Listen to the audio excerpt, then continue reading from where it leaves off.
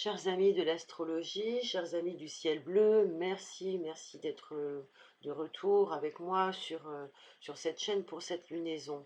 Bienvenue aux nouveaux qui découvriraient. Un grand merci aux fidèles bienheureux qui sont toujours parmi vous présents pour chaque podcast. J'adresse un bonjour particulier à certains d'entre vous, à Sandra, Anna, Jonathan, Stéphane, Patrick, Joséphine, Ludivine. Je vous embrasse et je vous dis un grand merci aussi pour vos commentaires sur les podcasts précédents. Donc, pour terminer, n'oubliez pas de partager si le cœur vous en dit, de vous abonner pour la bonne continuité de mon travail sur YouTube. Donc, nous nous retrouvons pour cette pleine lune de novembre qui aura lieu donc le 27 novembre. Et j'espère que depuis la dernière fois, sachant que je n'ai pas travaillé sur le sujet des lunaisons depuis déjà quelque temps, j'espère que vous allez bien et que vous n'avez pas trop souffert jusque-là des effets planétaires en lien notamment avec Pluton et avec le Scorpion. Alors, vous savez que la tradition donne toujours des noms aux lunaisons. Ici, cela provient en majeure partie des peuples amérindiens qui dépeignaient les caractéristiques propres de chaque pleine lune. Alors, celle de novembre, ils l'ont baptisée, ils lui ont donné le nom de pleine lune des castors. Nous en avions déjà parlé d'autres années, car elle apparaît à un moment où, dans la saison, les castors sont en préparation de leur hivernage. Ils se préparent en effet à résister au froid et construisent des barrages, constituent des provisions pour passer l'hiver. Voilà, ils engrangent de la nourriture. Alors, pour nous, les hommes, durant cette saison, c'est aussi l'occasion de changer de modalité de fonctionnement dans nos énergies et de nous préparer aussi à l'hiver. Nos corps et leurs biorhythmes changent en cette saison et nous sentons bien qu'il nous faut économiser notre énergie, réduire un peu la voilure de la to-do list normalement et aussi passer plus de temps à la maison pour ni plus ni moins observer les choses se ralentir, observer les choses se figer, peut-être ainsi entrer dans une certaine forme d'hibernation. Pour beaucoup, c'est un bon moment pour le moment du Scorpion que nous venons de quitter, mais que nous prolongeons sur d'autres objectifs. C'est le moment de clôturer des dossiers qui ont été déjà triés et pour lesquels il y a eu une mise en lumière peut-être de vieux oripeaux. Hein, jusque-là, le Soleil était dans le 8e signe du zodiaque et nous en avons encore les effets. Les parts de nous reliés à des aspects sombres, à des aspects encore cachés dans nos profondeurs, la profondeur de notre psyché, ces parts-là ont pu être révélées dans le conditionnement que nous avions sur certains de nos comportements, certains pans de nos vies qui ont été mis par là en lumière, c'est un gros travail d'alchimie que nous avons entrepris ces précédentes semaines et que nous devons poursuivre et réaliser pour une libération. Le Soleil, vous le savez, est arrivé en Sagittaire, et donc pour cette pleine lune, il s'oppose à la lune en Gémeaux, il est donc à l'opposé de cette lune, et nous sommes en train de nous connecter dans cette phase de transition, du passage de l'automne à l'hiver. Nous nous connectons à une période qui va nous donner une énergie propice à la synthèse, propice à la prise en compte des résultats et peut-être à la consécration des efforts fournis jusque-là.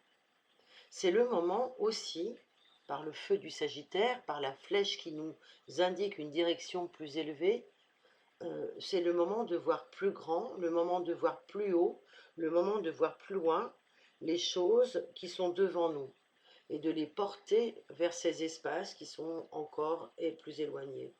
Alors, nous entreprenons dans ce passage transitoire de saison à viser le printemps à venir tout en nous préparant à l'hiver. c'est une belle démarche, je trouve, surtout si elle est faite avec un peu plus de conscience. Par exemple, nous pouvons dans nos vies voir déjà, euh, comprendre quels seront les domaines de vie, en quoi nous serons concernés et à quel endroit de nos existences, par la position par exemple de ces planètes, par la position de ces axes de changement.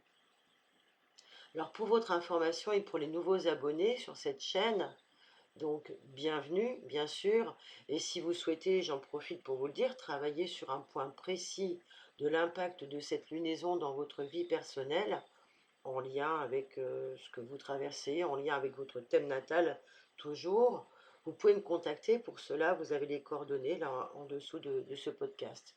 Alors avec quelques-unes d'entre vous, nous entretenons ce genre de travail sous forme d'accompagnement, de coaching, de veille autour des thèmes, autour des symboles. Nous suivons un prolongement de tout un chemin de conscience qui se fait au fil du temps. Et toujours nous observons que se relier aux énergies des lunaisons est utile pour dynamiser, s'harmoniser, pour être en phase avec les énergies du moment.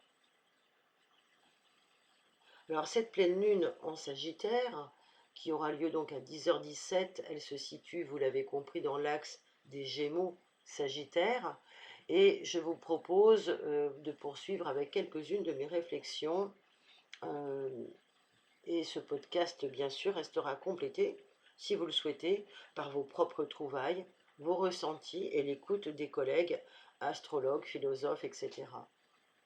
Donc nous avons sur cette carte du ciel encore de belles figures cette fois-ci, et je constate comme vous tous d'abord un magnifique T carré entretenu d'une part par la conjonction soli-martienne en Sagittaire et la Lune en phase dans le signe des Gémeaux, adossée donc pour la figure de T carré au maître du temps Saturne, qui lui se laisse rafraîchir par les eaux neptuniennes.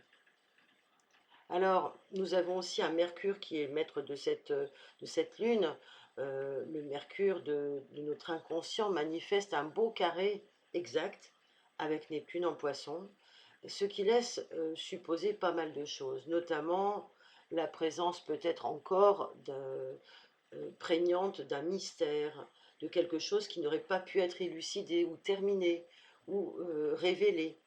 Peut-être, ça peut être à certains niveaux une forme de tromperie, de quelque chose qui viendrait au monde avec les couleurs du mensonge, ou encore d'une tromperie de l'heure, c'est-à-dire de quelque chose qui serait apparu sous certains traits et qui en révélerait d'autres en réalité, sous forme d'illusion. Et pourquoi pas, pour certains coups, nous pourrions être reliés à des histoires de trahison ou à des ressentis par voie de conséquence, et venant raviver les blessures de trahison pour ceux qui les portent.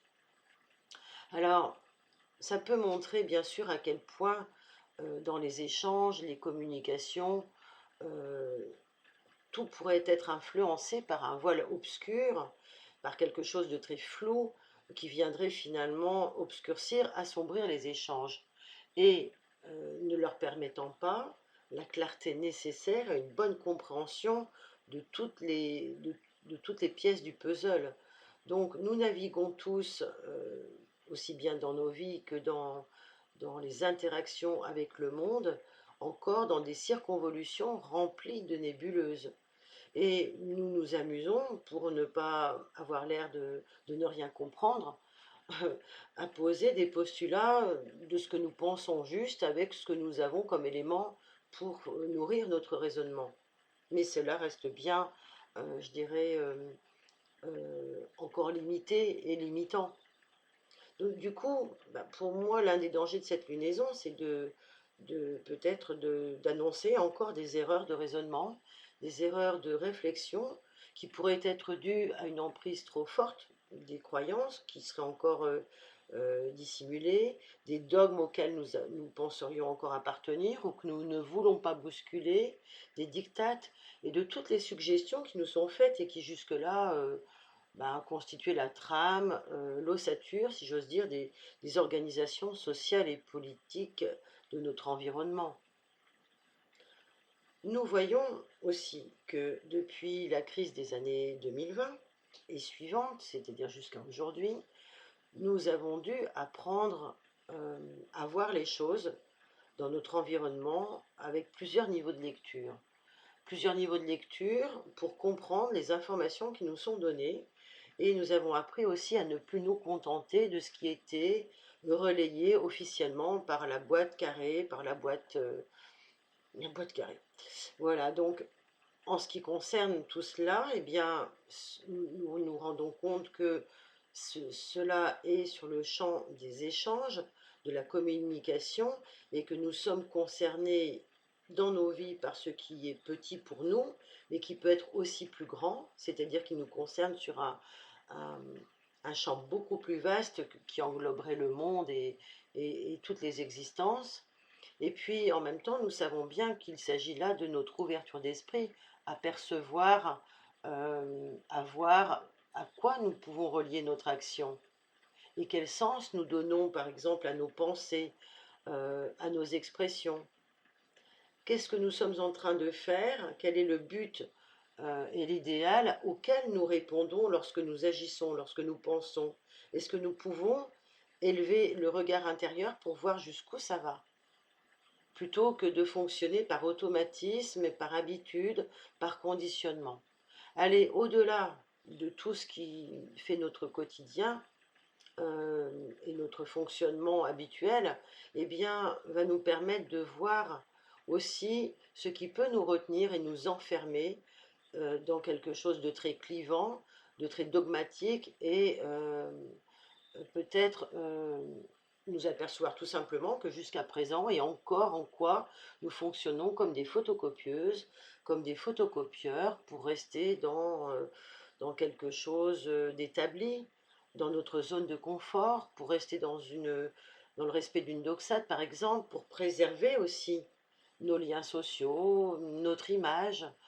Là, on touche les questions du Sagittaire, on est sur le qu'en dira-t-on aussi, on est sur ces choses-là, on est sur l'image sociale la, et tout l'établissement qui peut en découler.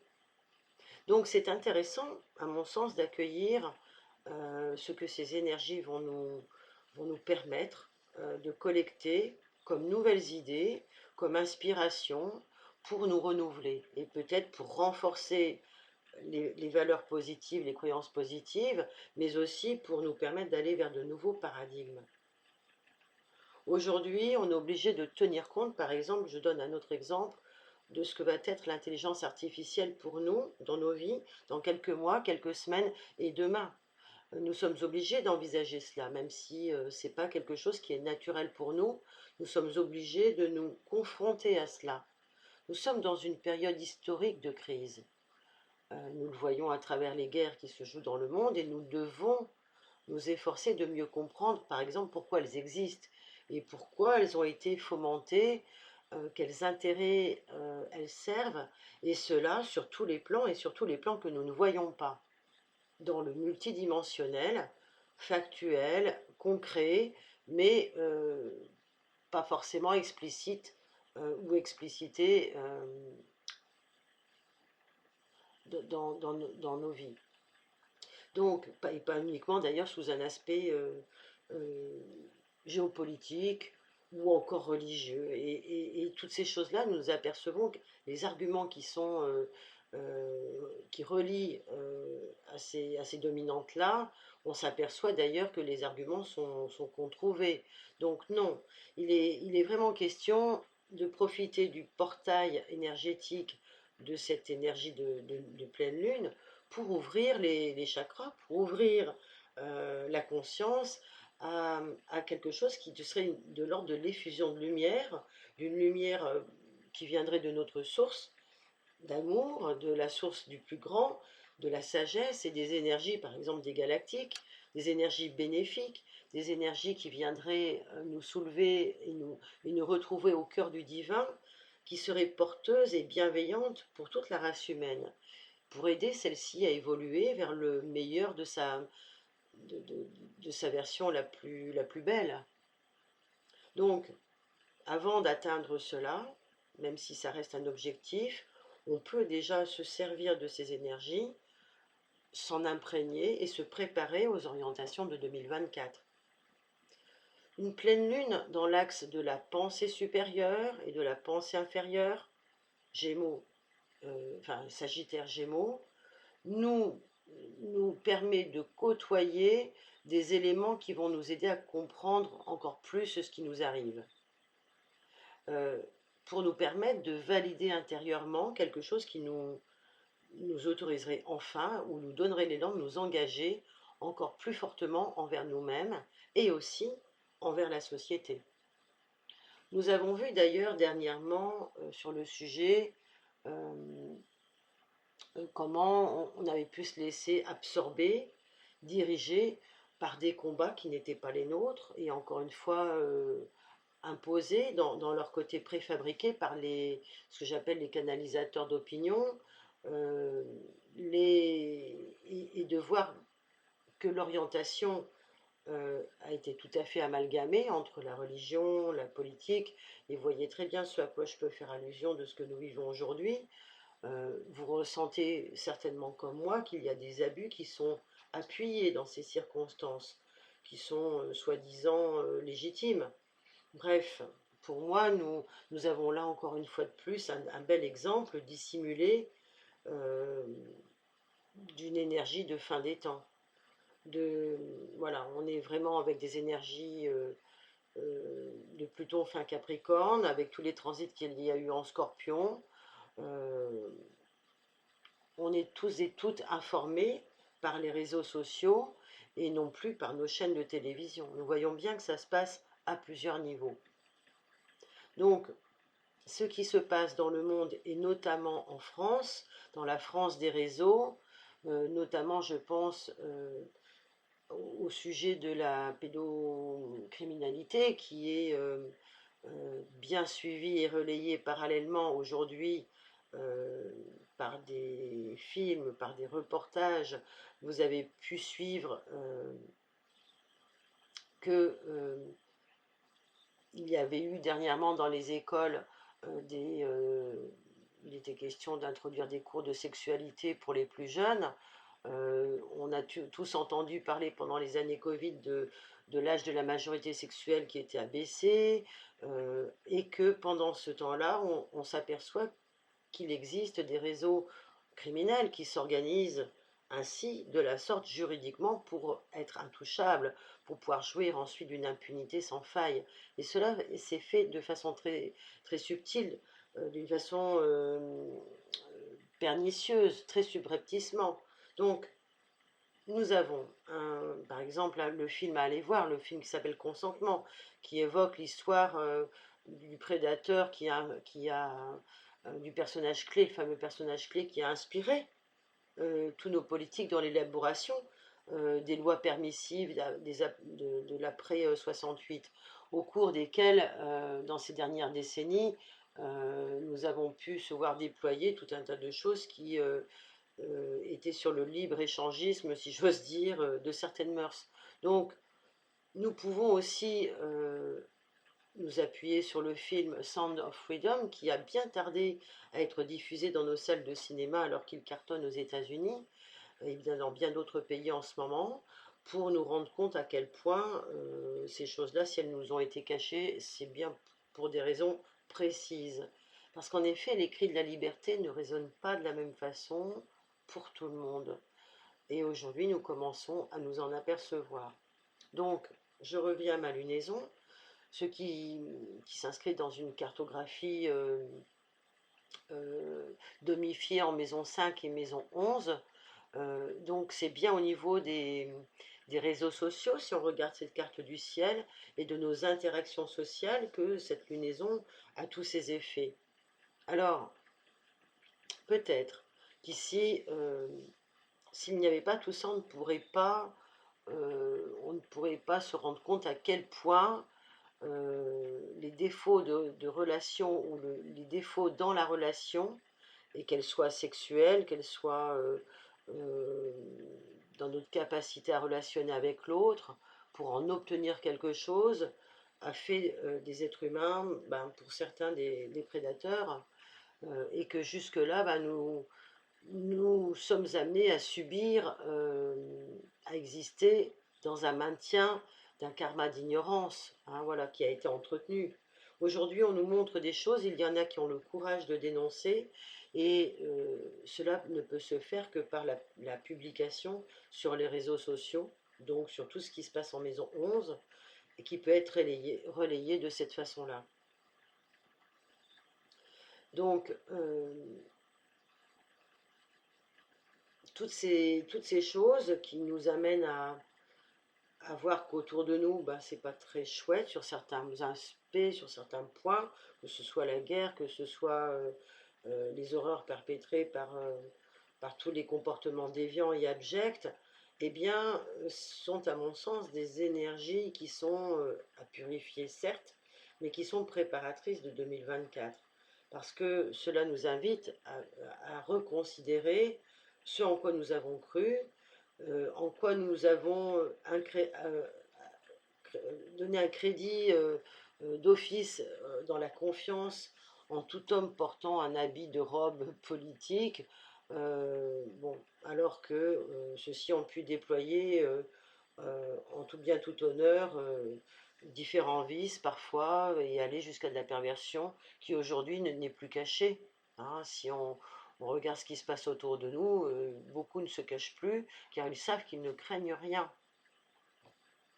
Donc, pour supporter cela, nous avons inconsciemment le choix de rester dans le déni, dans l'aveuglement sourd, qui est encore possible hein, pour beaucoup dans cette lunaison, et de rester petit, c'est un peu le message de la lune en Gémeaux. Inconsciemment, on n'a pas forcément envie de grandir, on préfère rester docile et attendre que le gros nuage passe, mais nous perdrons si nous faisons comme ça notre défi, le défi à relever, proposé par l'énergie de la pleine lune, c'est-à-dire de nous engager moralement, à défaut de spirituellement, euh, pour, et ça c'est évoqué par un autre confrère astrologue qui expliquait bien, je crois que c'est de quoi parlent les étoiles, le collègue qui évoquait bien la possibilité de se connecter au vivant, à ce qui fait sens pour nous engager. Donc là, ce combat pour la vie, bien oui,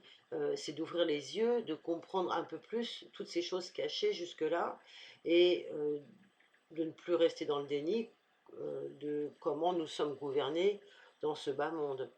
Quelles sont les répercussions systématiques et systémiques organisées d'ailleurs sur les peuples.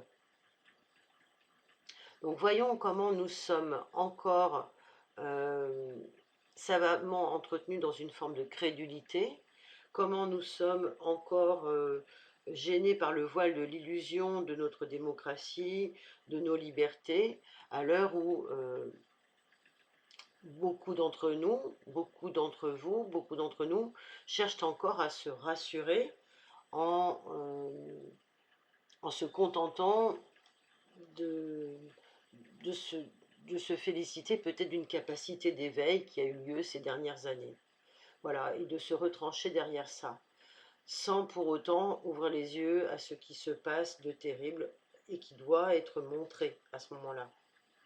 Donc, ce chemin de conscience qui pourtant a été ouvert, réalisé, euh, il est important que ceux qui sont dans cette conscience-là montrent qu'il y a un idéal spirituel à retrouver collectivement et de rejoindre, pour eux, hein, c'est le moment d'unir leurs forces vives et de préserver ce qui va nous permettre de rester connectés ensemble et aussi bien en étant connectés artificiellement que naturellement. Il est question aujourd'hui de commencer à organiser cela. Comment pouvons-nous être ensemble dans cette préservation de notre idéal et pour la construction de celui-ci. Dans le déroulé pardon, des événements planétaires que nous vivons actuellement, nous voyons bien que les horloges de la gouvernance mondiale s'accélèrent et introduisent une nouvelle forme de contrôle qui opère déjà depuis quelque temps encore plus par la peur. C'est la peur des attentats, c'est la peur de la guerre, c'est la peur de l'inflation, c'est la préoccupation majeure et prioritaire est la peur. Instiller la peur, faire en sorte aussi que les horreurs soient banalisées et ensuite que nous puissions tranquillement accueillir, accepter une crise à un moment donné, peut-être sur notre monnaie, sur tout ce qui concerne les ressources, voilà, et surtout ce qui concerne aussi nos intérêts personnels qui peuvent être déviés. Bien évidemment, avec tout cela, c'est une croisée des chemins qui s'offre à nous. Chaque parti, ceux qui veulent préserver leur capacité de choisir et leur libre arbitre et le respect d'autrui, eh bien, s'efforcent de reprendre le contrôle, reprendre leur souveraineté, et les autres cherchent à garder le contrôle pour et maîtriser la situation et garder le pouvoir. Voilà, donc nous sommes confrontés à des énergies qui peuvent présenter certains blocages.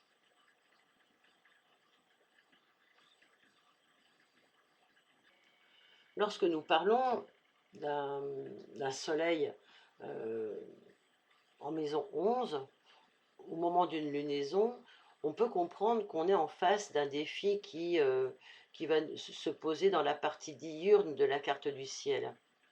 On est sur la maison 11 et tous nos efforts doivent s'orienter vers l'intérieur de nous pour comprendre ce qui nous relie au vivant et dans ce qui est vivant en nous, à quoi nous le relions au plus grand que nous.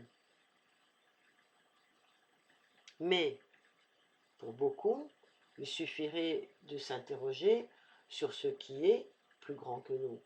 Quelle est la vibration intérieure qui répond à cela en vous-même? Qu'est-ce qui anime votre âme? Est-ce que vous ressentez cela? Vers quelle profession de foi du cœur allez-vous? Ce qui peut être dit plus simplement ici que nous avons à passer une nouvelle épreuve du feu et pour voir en quoi elle consiste, en effet, cette épreuve du feu va être celle d'une confrontation à une certaine forme de la réalité, ce qu'on appellerait la réalité telle qu'elle est. Nous avons ouvert les yeux sur des choses que nous ne voulions pas voir, mais qui existaient depuis fort longtemps. Et surtout, cette fin de cycle de l'ère des poissons, c'est encore plus prégnant.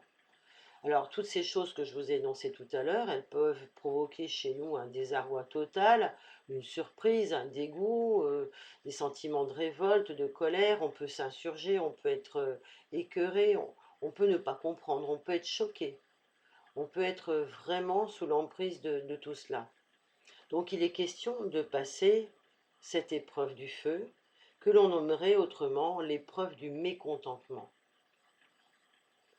Et pour passer cette épreuve du feu, pour traverser ce mécontentement, nous avons beaucoup à gagner en nous engageant à aller au-delà de cela, par le biais du Sagittaire, et de comprendre, dans un contexte bien plus grand, toutes ces choses avec un nouvel angle d'approche. Le pourquoi et le pourquoi en deux mots. Ces choses-là existent. Eh bien, individuellement, nous avons cet effort à faire pour améliorer notre société, notre vivre ensemble, notre vie sur Terre, individuellement et tous ensemble, pour ce que nous estimons valable de préserver dans nos valeurs et dans nos besoins. C'est urgent de voir cela, mais à travers tout ce que je dis, je ne dis rien, mais je pense quand même à la vie et à la santé de nos enfants. Derrière tous ces énoncés, derrière tout ce que je viens de vous dire, vous avez vos perceptions, vous avez la perception des confrères, des consoeurs astrologues, et vous pourrez noter, observer comment cela se joue pour vous. Mais sachez quand même que nous aurons à prendre conscience, derrière tout ce qui vient d'être dit, de ce qui est notre force dans la capacité à relationner à l'autre. Qu'est-ce que nous mettons en œuvre pour que la relation puisse se créer et puisse vivre et se respecter? C'est un peu comme dans un couple, c'est le 1 plus 1 qui fait 3. Nous devons nous occuper du 1 et du 3. Nous pourrons ensuite revoir les codes de fonctionnement que nous avions gardés jusque-là dans notre passé. Dans le thème et la carte du ciel, la figure antécarrée nous suggère d'aller voir un petit peu en maison 8. Cette maison 8 de cette lunaison est occupée par le signe de la Vierge. Donc cela nous laisse penser que nous devons revoir dans notre quotidien, dans notre corporalité, dans notre hygiène mentale et notre hygiène de vie tout court, qu'il y a des choses à prendre en compte et peut-être des séparations à faire, des crises psychiques à observer, peut-être même des accidents ou des choses un peu plus fortes et significatives en termes d'épreuves pour pouvoir nous mesurer à ce qui n'est pas viable en nous, pour pouvoir nous mesurer à ce qui mérite de mourir, à ce qui mérite de se transformer. Alors si on reprend l'un des auteurs que vous adorez, qui est Luc Biget, pour qui la maison 8, c'est peut être représentée par la récolte des relations, une fois que l'on a rencontré l'autre, mais d'égal à égal, eh bien c'est ce qui ressort. Donc quelles seraient vos richesses si vous considériez que les autres sont là d'égal à égal avec vous-même et que c'est ce que vous créez ensemble qui va être le fruit de votre relation. Sachant que pour vivre ensemble, alors que physiquement on pense être deux, en fait on est quatre parce que vous devez ajouter à chaque fois les inconscients des personnes. Donc Luc Biget nous disait c'est bien la maison de la métamorphose et j'ajoute de la transformation intérieure. C'est là où nous devons peut-être profiter de cette lunaison pour laisser l'acceptation entrer en nous et mourir certaines de nos forces égotiques trop puissantes, faire fi de nos certitudes pour que la relation à l'autre puisse s'enrichir, pour qu'elle puisse s'épanouir. On est vraiment en maison 8 amené à prendre conscience des énergies générées par les égrégores, par la relation, par la pensée. Et je pense sincèrement que cette lunaison nous amène à voir cela, l'impact de nos pensées morbides, de nos pensées de peur, de nos pensées de souffrance, qui viennent nourrir et entretenir ces feux de belliqueux, ces feux de manipulation, ces feux euh, de torture et de digression. Hein. Nous sommes vraiment sur ce registre-là. Alors, bien sûr qu'on peut aussi ajouter que en maison 8, nous avons à prendre conscience des énergies générées par les biens du collectif. Les biens du collectif, c'est d'abord sur le plan individuel le rapport sexuel, mais sur un plan, on va dire, plus symbolique, c'est le rapport avec l'argent, le rapport avec la voyance, avec le monde des affaires. On n'a jamais vu autant je pense, de voyants à cette époque avant qu'Internet existe, où c'était beaucoup plus, comme toutes les autres choses dans la société de consommation. Donc là, nous avons plutôt intérêt à nous laisser porter par ce qui va clarifier le côté invisible des choses, euh, tout en voulant l'amener dans le monde du visible. Voilà. Donc nous aurons à gérer cela dans nos domaines de vie.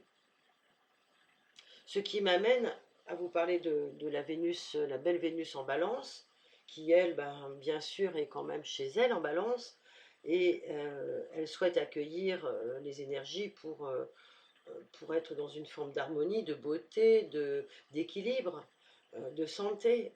On a besoin en balance de se sentir dans l'équilibre. C'est ce que l'on recherche en balance. Mais là, ici, Vénus, elle vient juste nous dire que par le passé, c'était pas vraiment réalisé, c'était pas vraiment abouti, et qu'aujourd'hui, on doit tenir compte de ces erreurs, notamment dans nos lignées familiales, dans le transgénérationnel, pour voir ce qui est contenu dans le nœud sud conjoint à Vénus. Donc, dans nos vies particulières, dans nos vies collectives, en entreprise ou en association, en collectivité, toutes les occasions nous sont données de sortir, de façon parfois très subtile, mais de sortir de la dépendance, voire parfois de la prédation ou de la manipulation.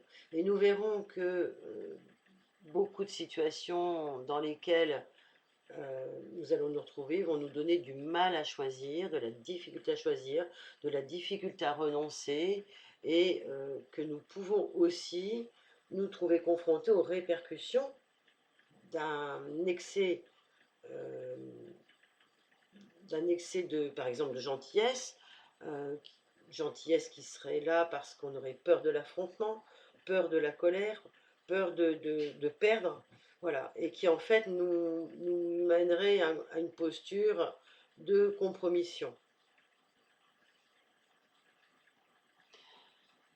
Nous verrons aussi que il y a de plus en plus de tentatives de manipulation et que tout ce qui pourrait être à notre encontre dans la séduction relèverait des défauts de cette lunaison. Donc, je pense quand même que l'occasion nous est donnée de nous regrouper, de constituer de nouveaux groupes sociaux, de baser sur une plus fraternelle vision des choses, peut-être plus solidaire, qui viendrait vraiment contrecarrer et balancer toutes ces choses horribles que nous n'avons pas envie de voir sur Terre. Peut-être que nous devons commencer cette chaîne de la pureté, cette chaîne du blanc, cette chaîne de ce qui va nettoyer les énergies et nous permettre ainsi de nous libérer. J'ai vraiment beaucoup de confiance en la vision fraternelle des choses et solidaire qui viendrait donc mettre un frein hein, et mettre au pilori peut-être tous ces abus et toutes ces horreurs qui nous seront imposées par boîtiers télévisés interposés.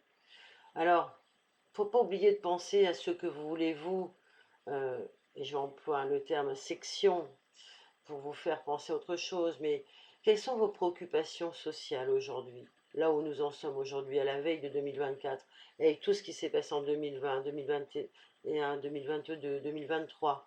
Quels sont les projets vers lesquels vous pourriez vous engager dans une responsabilité honnête vis-à-vis de vous-même et vis-à-vis des autres, vis-à-vis de l'intégrité des autres? Comment pouvez-vous vous envisager, vous, responsable, adulte, universel? C'est peut-être dans ce défi-là d'une religarée, d'une religion avec soi-même, de faire corps avec son esprit du cœur, que nous pouvons nous dire qu'il y a là quelque chose d'incroyable encore à vivre pour pouvoir avancer. Peut-être que nous pouvons enfin redéfinir nos valeurs en tant que citoyens, en tant que citoyens du monde, en tant que citoyens des mondes, et ouvrir le champ à une expérience encore non connue jusque-là. Voilà, je vous remercie pour votre écoute. Si vous avez apprécié, merci de liker, merci de partager. N'hésitez pas à me contacter si vous voulez des explications, comme je vous le disais, sur cette lunaison en rapport avec votre thème natal. Je vous embrasse, je vous souhaite une belle pleine lune et je vous dis à très bientôt.